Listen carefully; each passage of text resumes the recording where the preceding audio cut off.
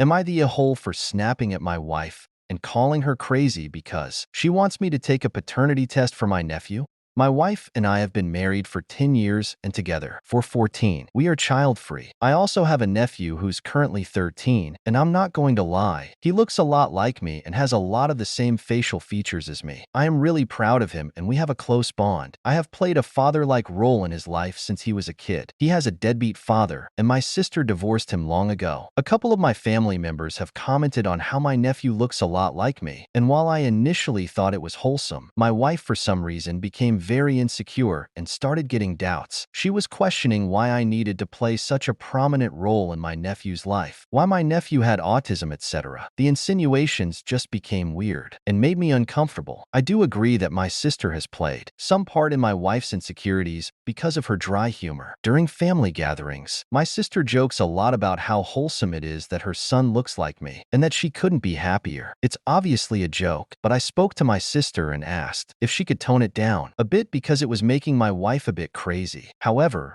last night, my wife asked if I could take a paternity test just for her peace of mind. That's when I finally snapped and called her crazy, and that marrying her was the biggest mistake of my life. I did immediately regret saying it because I meant none of it. My wife is the love of my life, but my wife got quiet and started crying shortly after, and I had to console her. Was I the a-hole?